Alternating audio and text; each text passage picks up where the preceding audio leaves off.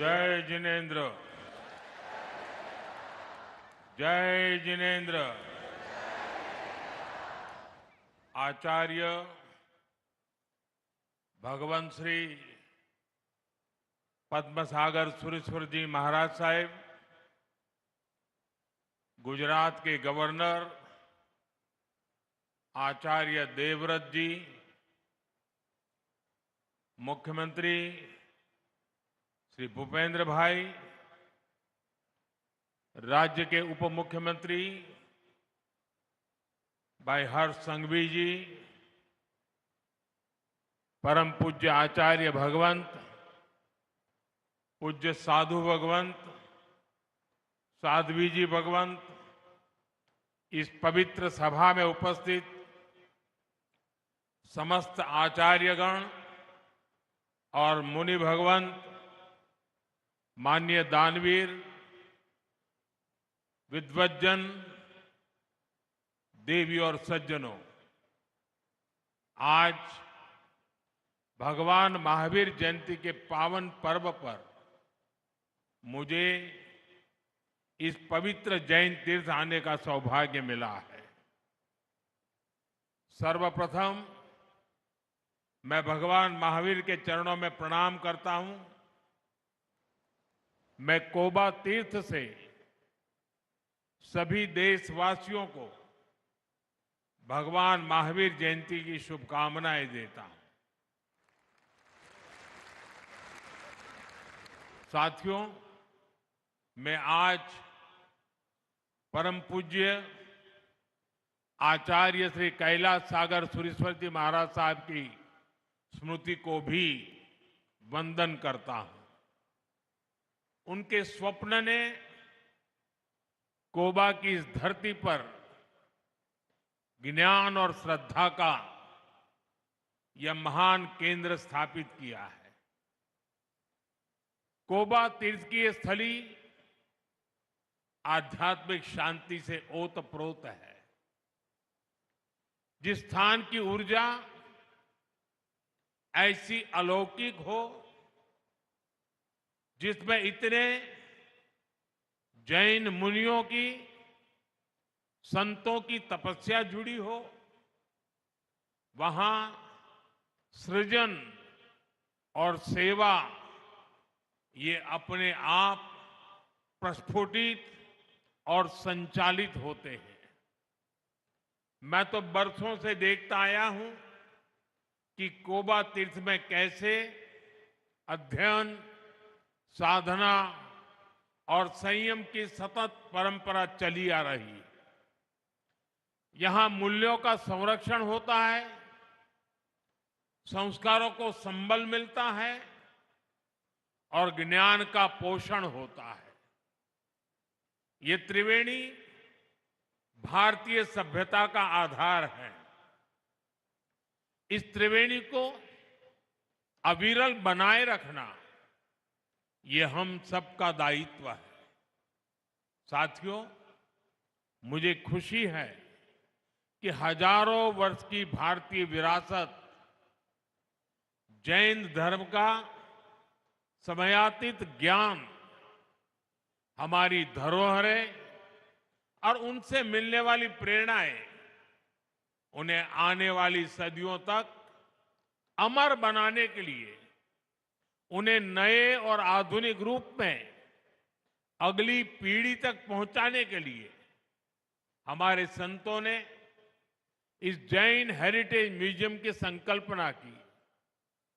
आज वो संकल्पना एक भव्य रूप में साकार हो रही है। ये सम्राट संप्रति संग्रहालय जैन दर्शन, भारतीय संस्कृति और हमारी प्राचीन धरोहर का एक पवित्र केंद्र बना है। मैं इस अद्वितीय प्रयास के लिए हमारे सभी जैन मुनियों का, संतों का अभिनंदन करता हूं। मैं उनके चरणों में प्रणाम करता हूं। ऐसे हजारों निष्ठावान लोग जिन्होंने इस कार्य में असीम योगदान दिया, मैं उन सभी की भी सराहना करता हूं।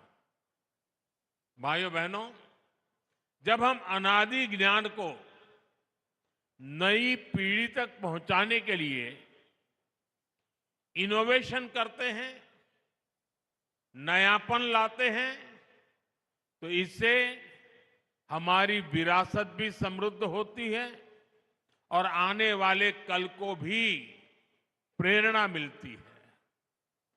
सम्राट संप्रति संग्रहालय ये भारत के कोटि कोटि लोगों की धरोहर है। ये भारत के गौरवशाली अतीत की धरोहर है। मैं इसके लिए सभी देशवासियों को बहुत बहुत बधाई देता हूं। साथियों, सम्राट संप्रति ये केवल एक ऐतिहासिक राजा का नाम नहीं है। सम्राट संप्रति एक ऐसे सेतु है जो भारत के दर्शन और व्यवहार को जोड़ते हैं। क्योंकि जब हम इतिहास में झांकते हैं तो हम देखते हैं कि दुनिया की कई सभ्यताओं में महान विचारकों और दार्शनिकों ने जन्म लिया। मानवता के आदर्श भी अलग अलग परिभाषाओं में घड़े गए, लेकिन जब सवाल सत्ता और शक्ति का आया, कई शासकों ने आदर्शों और मूल्यों को किनारे कर दिया। इससे विचार और व्यवस्था में एक खाई पैदा होती चली गई। लेकिन भारत में सम्राट संप्रति जैसे शासक हुए जिन्होंने सत्ता को सेवा और साधना मानकर काम किया। जहां एक और कुछ शासकों ने हिंसा को हथियार बनाकर शासन किया, वही सम्राट संप्रति ने सिंहासन पर बैठकर अहिंसा का विस्तार किया। उन्होंने सत्य, अस्तेय और अपरिग्रह का प्रचार प्रसार किया। इतनी निष्पृहता से, इतने निस्वार्थ भाव से शासन को सेवा का माध्यम मानकर जीवन जीना, ये सीख हमें भारत के अतीत से ही मिलती है। इसी अतीत को हम इस म्यूजियम में सहेज रहे हैं। साथियों, मैं देख रहा था, इस म्यूजियम को डिजाइन भी ऐसे किया गया है, इसमें हर कदम पर भव्य भारत की पहचान के दर्शन होते हैं। इसकी 7 दीर्घाएं, हर दीर्घा भारत की विविधता और सांस्कृतिक संपन्नता का उद्घोष करती है। प्रथम दीर्घा में हमें नवपद के दर्शन होते हैं। नवपद यानी अरिहंत, सिद्ध, आचार्य, उपाध्याय और साधु।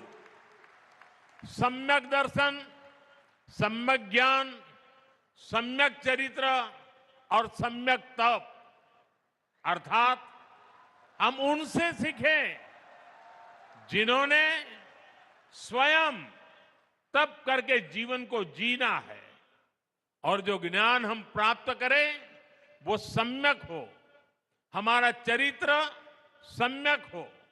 क्योंकि ज्ञान जब सम्यक होता है तो वो समता और सेवा का आधार बनता है। साथियों, तीसरी दीर्घा में हमारे तीर्थंकरों के जीवन को, उनके उपदेशों और प्रसंगों को कलात्मक तरीकों से भी जीवंत किया गया है।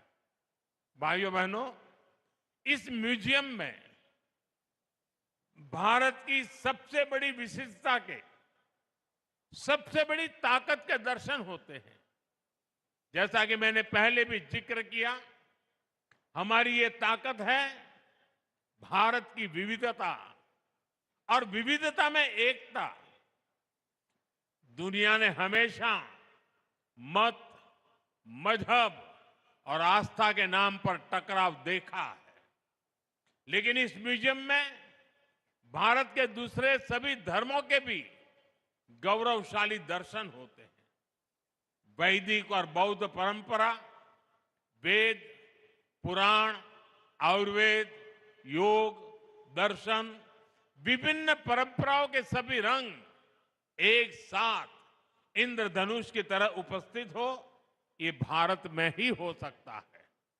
साथियों, आज दुनिया में जिस तरह के हालात हैं, जिस तरह विश्व अस्थिरता और अशांति की आग में झुलस रहा है, इस म्यूजियम की विरासत, इसका संदेश केवल भारत ही नहीं बल्कि पूरी मानवता के लिए बहुत अहम है। हमारा प्रयास होना चाहिए दुनिया के देशों से यहां आने वाले जिज्ञासु, स्टूडेंट्स और रिसर्चर्स की संख्या और बढ़े।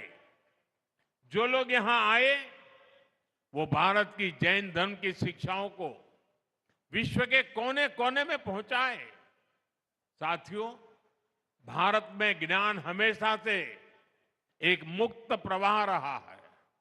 हर युग में तीर्थंकरों और ऋषियों मनीषियों का अवतार हुआ, ज्ञान का संकलन बढ़ता चला गया, समय के साथ बहुत कुछ नया जुड़ता गया। आप कल्पना करिए, एक समय हमारे तक्षशिला, नालंदा जैसे विश्वविद्यालय लाखों ग्रंथों और पांडुलिपियों से भरे होते थे, लेकिन विदेशी आक्रमणकारियों ने मजहबी संकीर्णता में ज्ञान को भी अपना दुश्मन मानकर उन्हें जला दिया। मानवता की कितनी बड़ी धरोहरें नष्ट हो गई।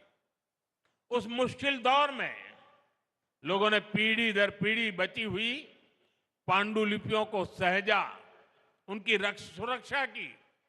आजादी के बाद उन्हें खोजना, उन्हें सहेजना ये देश की जिम्मेदारी होनी चाहिए थी, लेकिन दुर्भाग्य से गुलामी की मानसिकता के कारण इस ओर कोई ध्यान नहीं दिया गया। आचार्य भगवंत श्री पद्मसागर सुरेश्वर जी महाराज साहब जैसे महान व्यक्तित्व और संतों ने इसका महत्व समझा। उन्होंने अपना पूरा जीवन इसके लिए समर्पित किया। जीवन के 60 साल गांव गांव, शहर शहर, देश के कोने कोने से उन्होंने मैन्युस्क्रिप्ट को खोजा। ऐसी 3 लाख से अधिक पांडुलिपियां, ताड़पत्र, भोजपत्र पर अंकित सैकड़ों साल पुराना वो ज्ञान आज कोबा में सुरक्षित और संकलित हुआ है। ये भारत के अतीत की, भारत के वर्तमान की और हमारे भविष्य की बहुत बड़ी सेवा है। साथियों, पुरानी सरकारों ने पांडुलिपियों की उपेक्षा करके जो गलती की थी, आज हम उसका सुधार कर रहे हैं। हमने इसके लिए ज्ञान भारतम मिशन शुरू किया है। इस काम में हम टेक्नोलॉजी का इस्तेमाल कर रहे हैं। इस मिशन के तहत प्राचीन पांडुलिपियों का डिजिटाइजेशन किया जा रहा है, उनका वैज्ञानिक तरीके से संरक्षण हो रहा है। स्कैनिंग, केमिकल ट्रीटमेंट और डिजिटल संग्रह जैसे सभी प्रयास इस दिशा में हो रहे हैं। इसी रविवार को मन की बात में मैंने विस्तार से जिक्र किया है कि कैसे इस दिशा में एक सर्वे भी शुरू किया गया है। इसमें देश भर से लोग अपने पास संरक्षित पांडुलिपियों को अपलोड कर रहे हैं। ये अभियान देश के कोने कोने में बिखरी पांडुलिपियों को एकत्रित करने में बड़ी भूमिका निभाएगा। साथियों, सरकार के स्तर पर ज्ञान भारतम मिशन और कोबा तीर्थ का असाधारण योगदान, समाज और सरकार के ये साझा प्रयास भारत के नए सांस्कृतिक अभ्युदय का प्रतीक भी है। साथियों, आज देश के कल्चरल हेरिटेज को सहेजने, विश्व के सामने लाने के प्रयास हर स्तर पर हो रहे हैं। पांडुलिपियां और ज्ञान धरोहर के संरक्षण का कार्य तो हो ही रहा है। इसके साथ साथ प्राचीन मंदिरों का पुनरुद्धार, तीर्थ क्षेत्रों का विकास, ऐतिहासिक स्थलों का विकास, आयुर्वेद और योग का प्रचार प्रसार, हर स्तर पर इस दिशा में काम हो रहा है।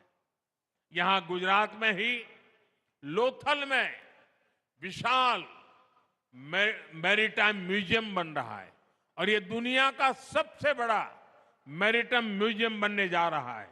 यहां से 70-80 किलोमीटर दूरी पर है। उधर वडनगर में एक बहुत बड़ा म्यूजियम बना है। वो दुनिया के अच्छे म्यूजियमों में उसकी जगह बन चुकी है। दिल्ली में युगे युगिन भारत म्यूजियम बनाने की भी तैयारी है। आज पहली बार आजादी की लड़ाई के इतिहास को भी समग्र रूप में सामने लाने के लिए सार्थक कार्य हुए हैं। आपको याद होगा, पहले ये काम राजनीतिक चश्मे से होते थे। एक राजनीतिक परिवार का नैरेटिव कैसे सेट हो, वोट बैंक के हिसाब से बातें कैसे बोली जाए, सब कुछ इसी के इर्द गिर्द घूमता था। हमने इस मानसिकता को समाप्त किया है। हम सबका साथ सबका विकास के मंत्र के साथ चल रहे हैं। यही मंत्र विकसित भारत के विजन की आत्मा है। साथियों, आप सभी संतगण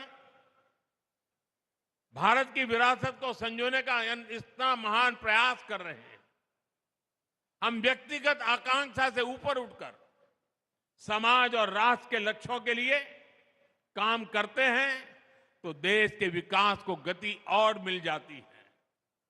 इसी भावना के साथ मैं नवकार महामंत्र दिवस पर दिल्ली में हुए कार्यक्रम में भी शामिल हुआ था। इस आयोजन में चारों फिरके एक साथ जुटे थे। उस ऐतिहासिक अवसर पर मैंने 9 आग्रह किए थे, 9 संकल्पों की बात की थी और जिसका उल्लेख अभी हमारे मुख्यमंत्री भूपेंद्र भाई ने भी किया। मैं हर बार आपके सामने वो 9 संकल्प जरूर दोहराता हूं। आज का यह अवसर उन्हें फिर से दोहराने का भी है। पहला संकल्प, पानी बचाने का संकल्प। दूसरा संकल्प, एक पेड़ मां के नाम। तीसरा संकल्प, स्वच्छता का मिशन। चौथा संकल्प, वोकल फॉर लोकल। पांचवा संकल्प, देश दर्शन। छठा संकल्प, नेचुरल फार्मिंग को अपनाना। सातवां संकल्प, हेल्दी लाइफस्टाइल को अपनाना। आठवां संकल्प है योग और खेल को जीवन में लाना। नवा संकल्प है गरीबों की सहायता का संकल्प। और 10वां संकल्प आप सभी ने स्वयं से जोड़ लिया है और वो है भारत की विरासत का संरक्षण। आज का ये कार्यक्रम इसी का प्रतिबिंब है। साथियों, आने वाले समय में हमारे सामने बड़े लक्ष्य हैं। हमें बड़े संकल्पों को पूरा करना है। हमारी एकता, हमारे सांस्कृतिक संबल ही इसमें हमारी ताकत बनेगा। मुझे विश्वास है कि सम्राट संस्कृति म्यूजियम आने वाले समय में इस दिशा में एक महत्वपूर्ण भूमिका निभाएगा। यह ज्ञान, साधना और संस्कृति का एक ऐसा केंद्र बनेगा जहां से नई पीढ़ी को प्रेरणा मिलेगी और समाज को एक नई ऊर्जा मिलेगी। इसी विश्वास के साथ मैं आप सभी को इस महत्वपूर्ण कार्य के लिए एक बार फिर से बहुत बहुत बधाई देता हूं। અને સાથે સાથે બધાને આગ્રહ પણ કરું છું કે મારા સાહેબે તો આ બધું કર્યું, પણ આપણે જોવાનો ટાઈમ ના આપીએ કેમ ચાલે?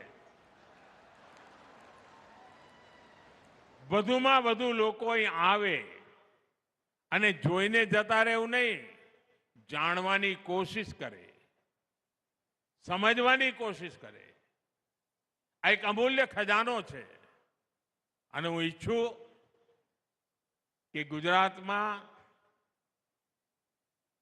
દરેક પેઢીના લોકો પરિવાર સાથે અહીં આવે, એને મન ભરીને જુએ, જ્ઞાન અને મહાન વિરાસતનું ગૌરવ કરે. અને મારે માટે આજે મહાવીર જયંતિ અનેક રીતે શુભ છે, કારણ કે અહીંયા ગાંધીનગરમાં આવતાની સાથે, ગુજરાતની ધરતી પર પગ મૂકતાની સાથે પહેલો કાર્યક્રમ જડોથી જોડાવાનો, જડ સે જુડના. અને અહીંથી હમણાં સાણંદ જાઉં છું, ત્યાં બીજો કાર્યક્રમ છે જગત સે જુડના. અહીંયા મહાન સાંસ્કૃતિક પરંપરાઓ, ભવ્ય ભૂતકાળ, એની સાથે આચમન લીધું અને સાણંદમાં જઈને વિશ્વની આધુનિકમાં આધુનિક ટેકનોલોજી, ચિપ્સના નિર્માણનું ઉદ્ઘાટન થઈ રહ્યું છે, સેમિકન્ડક્ટરનું ઉદ્ઘાટન થઈ રહ્યું છે. અહીં જડોથી જોડાવાનું, ત્યાંથી જગોને જોડવાનું, અને આ બધું ગુજરાતની ધરતી પર થઈ રહ્યું છે, ભારતની ધરતી પર થઈ રહ્યું છે. આપ સૌને ખૂબ ખૂબ શુભકામનાઓ, ખૂબ ખૂબ ધન્યવાદ. જય જિનેન્દ્ર, જય જિનેન્દ્ર, જય જિનેન્દ્ર.